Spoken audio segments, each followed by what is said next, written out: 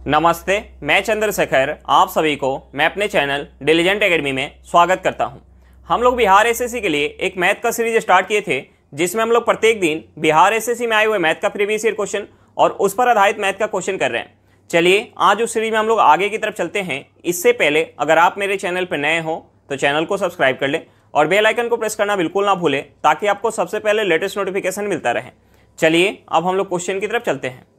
देखिए हमारा क्वेश्चन क्या दिया हुआ है। हमारा क्वेश्चन है, एक विक्रेता कुछ नींबू 10 रुपए में 11 के हिसाब से खरीदता है और 5 रुपए में 4 के हिसाब से बेच देता है। इसका क्या परिणाम होगा? हमें क्या निकालना है? लाभ या हानि प्रतिशत निकालना है। अब देखिए हमें क्वेश्चन में क्या दिया हुआ है। हमें क्वेश्चन में दिया है कि एक विक्रेता कुछ नींबू 10 रुपए में 11 के हिसाब से खरीदता है। यानी हमें सीपी क्या दिया हुआ है? हमें सीपी दिया हुआ है कि 10 रुपए में 11 नींबू खरीद रहा है। 10 रुपए में 11 नींबू खरीद रहा है और हमें क्वेश्चन में क्या दिया है कि 5 रुपए में 4 के हिसाब से बेच देता है। यानी हमें एसपी क्या दिया हुआ है? हमें एसपी दिया हुआ है 5 रुपए में 4 नींबू। हमें एसपी क्या दिया? 5 रुपए में 4 नींबू। तो देखिए हम ये मान के चलेंगे कि विक्रेता जितना नींबू खरीद के लेके आया था उतना ही नींबू बेच रहा है। तो हम सबसे पहले क्या करेंगे? नींबू की संख्या बराबर करेंगे। अब देखिए संख्या बराबर करने के लिए हम इस 11 और 4 को बराबर करने के लिए क्या कर सकते हैं? ऊपर हम 4 से गुणा कर लेते हैं और नीचे हम 11 से गुणा कर लेते हैं। अगर हम इस साइड 4 से गुणा कर रहे हैं तो हमें इस साइड भी 4 से गुणा करना पड़ेगा और इस साइड 11 से गुणा कर रहे हैं तो हमें इस साइड भी 11 से गुणा करना पड़ेगा। अब देखिए यहां से हमारा सीपी क्या हो जाएगा? यहां से हमारा सीपी हो जाएगा, हम इसमें 4 से गुणा करेंगे तो क्या हो जाएगा हमारा? 40 रुपया। 4 से गुणा करेंगे तो क्या हो जाएगा? 10 में 40 रुपया और 11 में 4 से गुणा करेंगे तो क्या हो जाएगा? 44। यानी 40 रुपये में 44 नींबू खरीद के लेके आया। और एसपी हमारा क्या हो जाएगा? यहाँ से हम यहाँ अगर 5 में गुणा कर ले 11 से तो ये क्या हो जाएगा? 55 रुपया। 55 रुपया और यहाँ हम 4 में 11 से गुणा कर ले तो ये क्या हो जाएगा? 44। यानी 55 रुपये में 44 नींबू बेच रहा है। अब देखिए 44 नींबू 40 रुपये में खरीद के लेके आया था और 44 नींबू 55 रुपये में बेच रहा है। तो उसे क्या हो रहा है? यहाँ उसे यहाँ प्रॉफिट हो रहा है। प्रॉफिट कितने का हो रहा है? 40 में खरीद के लेके आया और 55 में बेच रहा है। यानी प्रॉफिट कितने का हो? 15 का। कितने पे? 40 पे। गुने 100 करेंगे तो यहाँ से हमारा क्या निकल के आ जाएगा? प्रॉफिट परसेंट निकल के आ जाएगा। अब देखिए हम इसे काट सकते हैं 20 से। ये 20 से 5 बार में जाएगा और ये 20 से 2 बार में। यहाँ से हमारा क्या हो जाएगा? 75/2%। 75/2% को हम क्या लिख सकते हैं? हम इसे अगर 2 से काटेंगे तो ये 2 से कितने बार में जाएगा? 3 बार में। हाथ में 1, 15 7 बार में हाथ में आ जाएगा 1, पॉइंट लगाएंगे 0 आ जाएगा 10, यानी 5 बार में। यानी यहाँ से हमारा क्या निकल के आ गया? यहाँ से हमारा निकल के आ गया 37.5% का उसे प्रॉफिट हो जाएगा इस सौदे में। चलिए क्वेश्चन समझ में आ गया होगा। नेक्स्ट क्वेश्चन पे चलते हैं। देखिए हमारा क्वेश्चन क्या दिया हुआ है। हमारा क्वेश्चन दिया एक वर्ग और एक समबाहु त्रिभुज की परिधि एक समान है। यदि वर्ग का विकर्ण 9 सेंटीमीटर है तो उस समबाहु त्रिभुज का क्षेत्रफल क्या होगा? हमें क्या निकालना? समबाहु त्रिभुज का क्षेत्रफल निकालना है।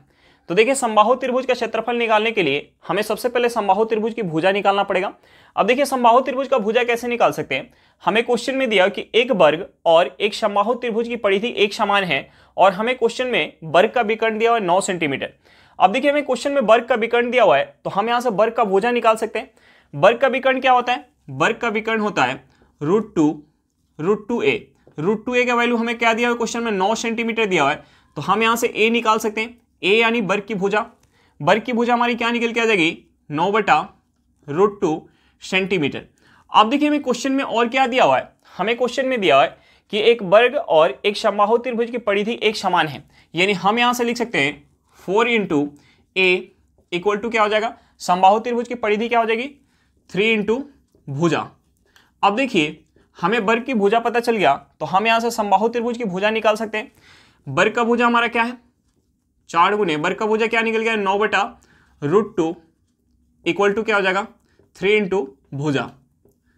अब देखिए हम अगर 3 से 9 को काटेंगे तो ये कितने बार में जाएगा? 3 बार में। यानी यहां से हमारा भुजा क्या निकल के आ गया?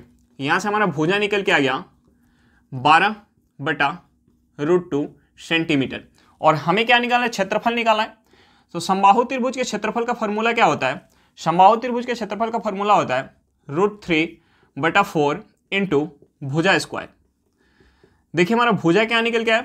भुजा निकल के आया 12/√2 सेंटीमीटर। तो हम यहाँ पुट करेंगे, ये हो जाएगा √3/4 × ये हमारा क्या हो जाएगा? 12 × 12 और √2 × √2 करेंगे, ये हमारा क्या हो जाएगा? 2 हो जाएगा। ये 4 से कितने बार में जाएगा? 3 बार में। ये 2 से कितने बार में जाएगा? 6 बार में। यहाँ से हमारा निकल के आ गया 18 √3 सेंटीमीटर स्क्वायर।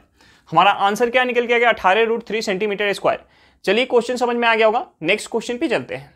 देखिए हमारा क्वेश्चन क्या दिया हुआ है। हमारा क्वेश्चन दिया है ए एक घर 10 दिन में रंग सकता है तथा बी 20 दिन में रंग सकता है। सी की सहायता से उन्होंने केवल 5 ही दिन में यह काम कर लिया, तब सी अकेले यह काम कितने दिन में कर सकता है? तो देखिए हम सबसे पहले क्या करेंगे, जो हमारा यहाँ समय दिया हुआ है हम उस समय का एलसीएम निकालेंगे। हमारा समय क्या दिया हुआ है? 10 दिन, 20 दिन और 5 दिन। तो हम सबसे पहले 10, 20 और 5 का एलसीएम निकालेंगे। देखिए 10, 20 और 5 का हम एलसीएम निकालेंगे। 10, 20 और 5 का हमारा एलसीएम क्या हो जाएगा? 10, 20 और 5 का एलसीएम हो जाएगा 20। हम टोटल काम को मान लेंगे 20 यूनिट। टोटल काम को मान लेंगे 20 यूनिट। अब देखिए 20 यूनिट काम ए कितने दिन में कर रहा है? 20 यूनिट काम ए जो है 10 दिन में कर रहा है। बी कितने दिन में कर रहा है? बी जो है 20 यूनिट काम 20 दिन में कर रहा है। और तीनों की सहायता से यानी सी की सहायता से वो जो है काम कितने दिन में कर पा रहे हैं? 5 दिन में। यानी यहां जो है ए प्लस बी प्लस सी मिलके इस काम को कितने दिन में कर रहे हैं? 5 दिन में कर रहे हैं। अब देखिए हम यहां से क्या निकाल सकते हैं? इफिशियंसी निकाल सकते हैं। देखिए ए जो है 10 दिन में 20 यूनिट काम कर रहा है, तो एक दिन में कितना काम कर रहा होगा? 2 यूनिट। बी जो है 20 दिन में 20 यूनिट काम कर रहा है, तो एक दिन में कितना काम कर रहा होगा? 1 यूनिट। और तीनों मिलके 5 दिन में 20 यूनिट काम कर रहे हैं, तो एक दिन में कितना काम कर रहे होंगे? 4 यूनिट काम कर रहे होंगे। अब देखिए ए का इफिशियंसी क्या है? 2 यूनिट। बी का इफिशियंसी क्या है? 1 यूनिट। और तीनों के मिला के इफिशियंसी क्या है? 4 यूनिट। यानी हम यहां से सी का इफिशियंसी निकाल सकते हैं। हम यहां से सी का इफिशियंसी निकाल सकते हैं। देखिए सी का इफिशियंसी क्या हो जाएगा? ए प्लस बी का इफिशियंसी करेंगे, यानी 2 + 1 कितना हो जाएगा? 3। 3 हम इस 4 में से माइनस करेंगे तो हमारा क्या निकल के आ जाएगा? सी का इफिशियंसी। यानी सी का इफिशियंसी क्या हो जाएगा? 1 यूनिट। अब देखिए सी जो है 1 यूनिट के इफिशियंसी के साथ अगर 20 यूनिट काम करेगा तो कितना समय लग जाएगा? 20 दिन का समय लग जाएगा। यानी हमारा आंसर क्या निकल के आ गया? 20 दिन। यानी सी अकेले उस काम को कितना दिन में कर सकता है? 20 दिन में कर सकता है। चलिए क्वेश्चन समझ में आ गया होगा, नेक्स्ट क्वेश्चन पे चलते हैं। देखिए हमारा क्वेश्चन क्या दिया हुआ है। हमारा क्वेश्चन दिया लोकल ट्रेन की दैनिक टिकट का मूल्य 130 रुपया है और मासिक पास का मूल्य 3091.4 रुपया है। यदि मैं मासिक पास खरीदता हूं और 1 महीने में 29 दिन यात्रा करता हूं तो मेरी कितनी प्रतिशत की बचत होगी? तो देखिए हम सबसे पहले क्या करते हैं कि अगर मैं प्रतिदिन टिकट खरीद के जाता तो एक दिन का टिकट का मूल्य हमें क्वेश्चन में क्या दिया हुआ है? 130 रुपया। और मैं यात्रा कितना दिन कर रहा हूं? 29 दिन। तो हम यहां से 29 दिन का खर्च निकाल सकते हैं। देखिए एक दिन के टिकट का मूल्य हमें क्वेश्चन में क्या दिया हुआ है? 130 रुपया। और मैं यात्रा कितना दिन कर रहा हूं? 29 दिन। तो यहां से हमारा 29 दिन में टोटल खर्च कितना हो जाएगा? हम यहां गुना कर लेंगे 29 से, तो ये क्या हो जाएगा? 0। 87 के साथ हाथ में 8, 29 और 8 हमारा क्या हो जाएगा? 37। यानी टोटल खर्च कितना हो जाता है? 3770 रुपया। अगर मैं मासिक पास खरीद के जा रहा हूं तो कितना रुपए का खर्च हो रहा है? 3091.4 रुपया। यानी कितना का बचत हो जाएगा हम अगर मासिक पास खरीद के जाएंगे तो? देखिए बिना मासिक पास के जा रहे हैं तो खर्च कितना हो रहा है? 3770 रुपया। अगर मासिक पास खरीद के जा रहे हैं तो कितना रुपए का खर्च हो रहा है? 3091.4 रुपए का खर्च हो रहा है। तो देखिए कितना का बचत हो रहा है मासिक पास खरीदने से। हम इसमें से माइनस करेंगे, अगर हम इसमें से 3100 माइनस करेंगे तो ये हमारा क्या हो जाएगा? 670। और हमने यहाँ कितना ज़्यादा माइनस कर लिया? हमने यहाँ ज़्यादा माइनस कर लिया 8.6। यानी ये हमारा क्या हो जाएगा? 678.6 हो जाएगा। कितने पे ये बचत हो रहा है? 3770 रुपये पे। गुने 100 करेंगे तो हमारा परसेंटेज बचत निकल के आ जाएगा। देखिए 1 0 से हमारा 1 0 कट जाएगा। हम इसमें अगर 10 से गुना कर लें तो ये हमारा क्या हो जाएगा? ये हो जाएगा 6786 बटा क्या हो जाएगा? 377। अब देखिए ये 377 से कितने बार में जाएगा? ये 377 से 18 बार में जाएगा। यानी यहां से हमारा क्या निकल के आ जाएगा? 18%। कितना का बचत हो जाएगा अगर मासिक पास खरीद के जाएंगे तो? 18% का बचत होगा। चलिए क्वेश्चन समझ में आ गया होगा, नेक्स्ट क्वेश्चन पे चलते हैं। देखिए हमारा क्वेश्चन क्या दिया हुआ है। हमारा क्वेश्चन है यदि किसी बिजली के बिल में 27% छूट दी जाती है तो अभी भी 1825 रुपए का भुगतान होना बाकी रह जाता है। प्रारंभ में बिल कितना था? प्रारंभ में बिल अपने आप में क्या होगा? 100%। देखिए 100% का बिल है, 100% का बिल है, उसमें 27% का छूट दिया जा रहा है। 27% का छूट दिया जा रहा है, यानी कितना भुगतान करना है? 27% के छूट देने के बाद कितना भुगतान करना है? 73%। लेकिन हमें क्वेश्चन में क्या दिया कि कितना भुगतान करना है? 1825 रुपया। 1825 रुपया, यानी 73% का वैल्यू हमें क्वेश्चन में क्या दिया? 1825 रुपया। तो हम यहाँ से 1% का वैल्यू निकाल सकते हैं। 1% का वैल्यू क्या हो जाएगा? हम इसे 73 से काटेंगे तो ये 73 से कितने बार में जाएगा? 25 बार में। यानी 1% का वैल्यू क्या निकल के आ गया, 25 रुपए निकल के आ गया।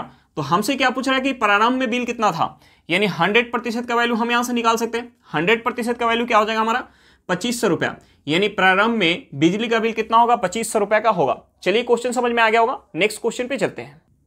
देखिए हमारा क्वेश्चन क्या दिया हुआ है, हमारा क्वेश्चन दिया वर्तमान में पति और पत्नी की उम्र का योग 56 वर्ष है। 10 वर्ष पहले उनकी उम्र का गुणनफल 320 था। पति और पत्नी की उम्र क्या है, हमें 4 ऑप्शन दिया हुआ है। अब देखिए हमें क्वेश्चन में वर्तमान में उम्र का योग दिया हुआ है। हमें जो है क्वेश्चन में वर्तमान में उम्र का हमें योग दिया हुआ है। वर्तमान में उम्र का योग हमें क्वेश्चन में क्या दिया हुआ है, 56 वर्ष दिया हुआ है। तो हम यहां से निकाल सकते हैं कि 10 वर्ष पहले उम्र का योग क्या होगा। 10 वर्ष पहले उम्र का योग क्या होगा, देखिए 10 वर्ष पहले अगर हम उम्र का योग निकालेंगे, यानी दोनों के आयु में क्या होगा 10-10 वर्ष की कमी होगा। यानी टोटल जो है वर्तमान का सम में कितना का कमी हो जाएगा, 20 वर्ष का कमी हो जाएगा। यानी 10 वर्ष पहले का योग क्या हो जाएगा 36 वर्ष। 10 वर्ष पहले का योग क्या हो जाएगा 36 वर्ष। अब देखिए हमें क्वेश्चन में और क्या दिया हुआ है, हमें क्वेश्चन में दिया कि 10 वर्ष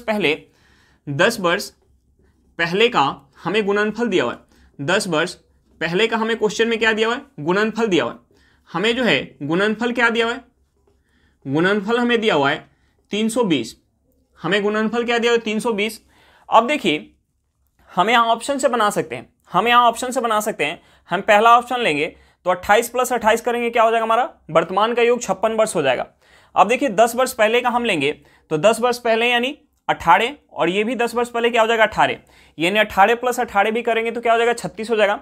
लेकिन 18 × 18 करेंगे तो हमारा 320 निकल के नहीं आएगा, यानी ऑप्शन ए हमारा आंसर नहीं होगा। अब देखिए ऑप्शन बी हमारा क्या है 32 और 24। तो देखिए 32 + 24 करेंगे तो ये हमारा क्या हो जाएगा 56 हो जाएगा। 32 में से 10 माइनस करेंगे क्या हो जाएगा 22, और 24 में से 10 माइनस करेंगे क्या हो जाएगा 14। 22 और 14 हमारा क्या हो जाएगा 36 हो जाएगा। लेकिन 22 × 14 करेंगे तो हमारा 320 नहीं होगा, यानी ऑप्शन बी हमारा आंसर नहीं होगा। अब देखिए ऑप्शन सी हमारा क्या है 30 और 26। देखिए 30 और 26 हमारा क्या हो जाएगा 56 हो जाएगा, और 30 में से 10 माइनस करेंगे क्या हो जाएगा 20, और 26 में से 10 माइनस करेंगे क्या हो जाएगा 16। 20 और 16 हमारा क्या हो जाएगा 36 हो जाएगा, और 20 × 16 हम करेंगे तो हमारा क्या निकल के आ जाएगा 320, यानी हमारा आंसर क्या निकल के आ गया, ऑप्शन सी निकल के आ गया। चलिए क्वेश्चन समझ में आ गया होगा, नेक्स्ट क्वेश्चन पे चलते हैं।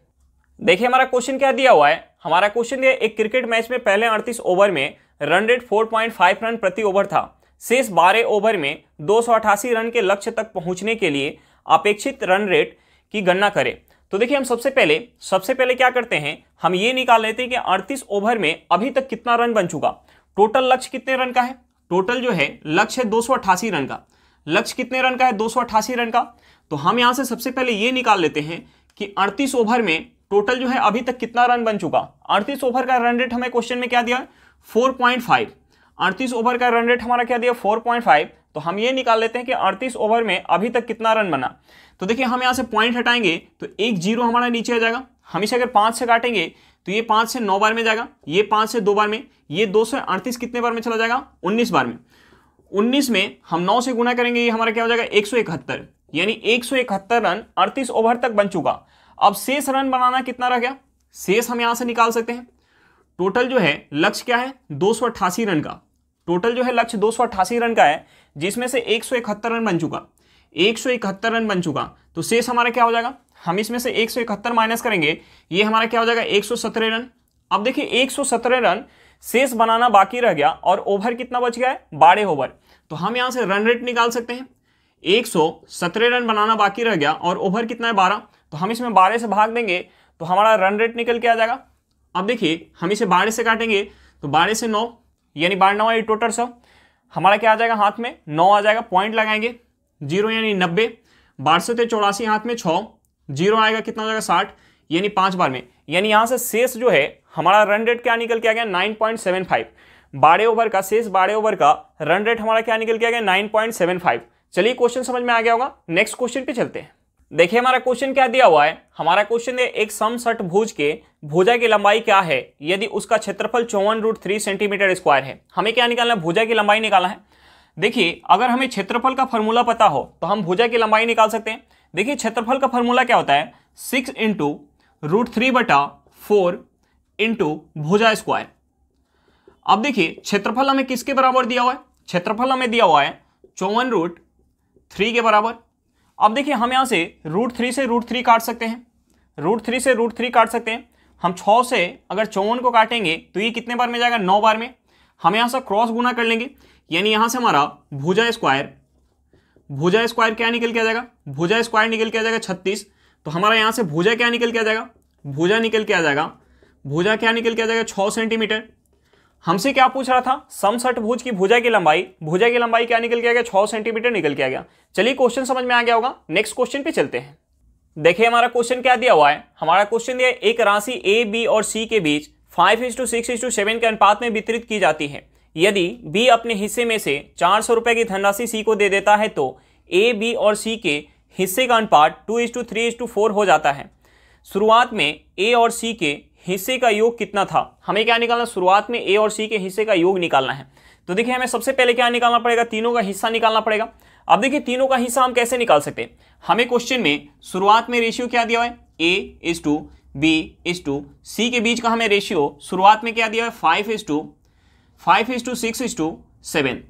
उसके बाद यह रेशियो हमारा क्या हो जा रहा है, उसके बाद यह रेशियो हमारा 2:3:4 हो जा रहा है। 2:3:4 कब हो रहा है, जब हमें क्वेश्चन में दिया कि बी अपने हिस्से में से 400 रुपए की राशि सी को दे देता है। यानी बी के हिस्से में 400 रुपए की कमी आई और सी के हिस्से में 400 रुपए की वृद्धि आई, तो यह रेशियो हमारा क्या हो गया, 2:3:4 हो गया। तो देखिए हम यहां से कैसे निकाल सकते हैं तीनों का हिस्सा। देखिए हमने मान लिया कि तीनों का जो हिस्सा है, तीनों का हिस्सा हमने मान लिया कि शुरुआत में ए का हिस्सा 5x है, बी का जो हिस्सा है वो 6x है और सी का हिस्सा क्या है, 7x है। तो देखिए हमें क्वेश्चन में क्या दिया हुआ कि बी अपने हिस्से में से 400 रुपए की राशि, यानी बी जो है अपने हिस्से को 400 रुपए से कम कर लिया, यानी 6x माइनस का 400 रुपया, और सी का जो हिस्सा है वो 400 रुपए से बढ़ गया, यानी 7x प्लस का 400 रुपया। तो यह रेशियो क्या हो गया, यह रेशियो हो गया 2:3:4। यानी हम यहाँ से लिख सकते हैं 3/4। अब देखिए हम यहाँ से x का वैल्यू निकाल सकते हैं, हम यहाँ क्रॉस गुना कर लेंगे, तो हमारा क्या हो जाएगा, ये हमारा हो जाएगा 24x माइनस का हमारा क्या हो जाएगा 1600, 24x माइनस का 1600 इक्वल टू क्या हो जाएगा, हम यहाँ क्रॉस गुना करेंगे तो ये हो जाएगा 21x प्लस का हमारा क्या हो जाएगा, प्लस का हो जाएगा 1200, ये क्या हो जाएगा 1200। अब देखिए इस 21x को अगर हम इस साइड लेके आएंगे तो ये हमारा प्लस में है तो क्या हो जाएगा माइनस में, यानी 24x में से अगर हम 21x माइनस करेंगे तो ये हमारा क्या हो जाएगा 3x हो जाएगा। 3x किसके बराबर हो जाएगा, हम इस -1600 को अगर उस साइड लेके जाएंगे तो माइनस में तो हमारा प्लस में हो जाएगा, यानी अगर हम उस साइड लेके जाएंगे तो 1200 में अगर 1600 ऐड करेंगे तो ये हमारा क्या हो जाएगा, ये हमारा हो जाएगा 2800, ये क्या हो जाएगा 2800 हो जाएगा। अब देखिए 3x का वैल्यू क्या निकल के आ गया, 2800 रुपया निकल के आ गया। और हमसे पूछ क्या रहा है, हमसे पूछ रहा है ए और सी के हिस्से का योग। तो देखिए हम यहाँ से ए और सी के हिस्से का योग निकाल सकते हैं। ए का हिस्सा कितना है 5x और सी के हिस्सा कितना है 7x, यानी योग क्या हो जाएगा हमारा 12x, यानी हम यहाँ से 12x का वैल्यू निकाल सकते हैं। हम अगर इस साइड 4 से गुना करेंगे तो हमारा क्या हो जाएगा 12x हो जा रहा है, तो हम इस साइड भी 4 से गुना कर लेंगे, 4 से गुना कर लेंगे तो ये क्या हो जाएगा 0 0, 32 के 2 हाथ में 3, 8 3 क्या हो जाएगा 11, यानी हमारा आंसर क्या निकल के आ गया 11,200 रुपया। दोनों के हिस्से का योग शुरुआत में कितना था 11,200 रुपया था। चलिए क्वेश्चन समझ में आ गया होगा, नेक्स्ट क्वेश्चन पे चलते हैं। देखिए हमारा क्वेश्चन क्या दिया हुआ है, हमारा क्वेश्चन दिया यदि 3 के power x plus y equal to 81 और 81 के power x minus y equal to 3 हो तो x बटा वाई का मान क्या होगा। हमें क्या निकालना है, x बटा वाई का मान निकालना है। तो हमें सबसे पहले x और y का मान निकालना पड़ेगा। अब देखिए हम x और y का मान कैसे निकाल सकते हैं, हमें क्वेश्चन में क्या दिया हुआ है 3 के power x plus y equal to हमें क्या दिया हुआ है 81 दिया हुआ है। तो देखिए हम यहाँ से क्या लिख सकते हैं, हम यहाँ से लिख सकते हैं 3 के power x plus y equal to 81 को हम क्या लिख सकते हैं 3 के पावर 4 लिख सकते हैं, 81 को क्या लिख सकते हैं 3 के पावर 4। अब देखिए यहाँ जो है बेस दोनों सेम है, देखिए बेस सेम है तो पावर क्या होगा आपस में सेम होगा, यानी हम यहाँ से लिख सकते हैं x plus y equal to क्या लिख सकते हैं 4 लिख सकते हैं। अब देखिए दूसरा हमारा क्या दिया हुआ है, दूसरा हमारा दिया हुआ है 81 के power x minus y equal to 3। तो देखिए हम यहाँ से इसे लिख सकते हैं, हम यहाँ से इसे लिख सकते हैं 3 के power 4 into x minus y equal to हमारा क्या हो जाएगा 3 हो जाएगा। अब देखिए यहाँ जो है 3 के पावर क्या है 1 है, तो हम यहां से इसे लिख सकते हैं, यहां हमारा क्या है, दोनों का बेस सेम है, बेस सेम है, तो हम यहां से क्या लिख सकते हैं, 4 into x minus y equal to क्या लिख सकते हैं, 1 लिख सकते हैं। यहां से हमारा एक्स माइनस वाई क्या हो जाएगा, एक्स माइनस वाई हो जाएगा 1/4 हो जाएगा। अब देखिए एक्स प्लस वाई और एक्स माइनस वाई का वैल्यू पता चल गया, तो हम यहां से एक्स का वैल्यू और वाई का वैल्यू निकाल सकते हैं। हम यहां से अगर इन दोनों इक्वेशन को ऐड कर दें, हम इन दोनों इक्वेशन को ऐड कर दें तो हमारा क्या हो जाएगा, x plus y equal to 4 और x minus y equal to हमारा क्या निकल के आया, 1/4। तो देखिए इन दोनों को ऐड कर दे तो हमारा प्लस का वाई माइनस का वाई कट जाएगा, यहां से हमारा क्या हो जाएगा 2x इक्वल टू क्या हो जाएगा, हम इन दोनों को ऐड करेंगे तो क्या हो जाएगा, ये हमारा हो जाएगा 17/4 हो जाएगा, 17/4। यहां से हमारा x क्या निकल के आ जाएगा, यहां से हमारा x निकल के आ जाएगा, x क्या निकल के आ जाएगा, x निकल के आ जाएगा 17/8, x क्या निकल के आ जाएगा 17/8। अब देखिए x का वैल्यू निकल के आ गया तो हम y का वैल्यू निकाल सकते हैं। हम यहाँ जो है x का वैल्यू पुट कर लेते हैं। अगर हम x का वैल्यू यहाँ पुट करेंगे तो अगर हम उस साइड लेके जाएंगे, यानी हम 4 में से माइनस करेंगे 17/8 को, तो ये हमारा क्या हो जाएगा, 8 चौका 32, यानी 32 में से अगर हम 17 माइनस करेंगे, 32 में से 17 माइनस करेंगे तो हमारा क्या हो जाएगा, 32 में से 17 माइनस करेंगे तो हो जाएगा 15, 15 बटा क्या हो जाएगा हमारा 8 हो जाएगा। अब देखिए हमसे पूछ क्या रहा है, हमसे पूछ रहा है x बटा वाई, हमसे पूछ रहा है x बटा वाई, यानी हम यहाँ से 17/8 बटा हम क्या करेंगे 15/8। तो देखिए यहाँ से हमारा 8 से 8 कट जाएगा, x बटा वाई हमारा क्या निकल के आ जाएगा, x बटा वाई निकल के आ जाएगा 17/15। हमारा आंसर क्या निकल के आ गया, 17/15 निकल के आ गया। चलिए क्वेश्चन समझ में आ गया होगा। आज के लिए इतना ही, फिर मिलते हैं नेक्स्ट क्लास में। अगर क्लास अच्छा लगे तो क्लास को लाइक करिएगा, अगर आप मेरे चैनल पर नए हो तो चैनल को सब्सक्राइब करिएगा और क्लास को अपने दोस्तों के साथ शेयर करना बिल्कुल मत भूलिएगा। चलिए बाय बाय।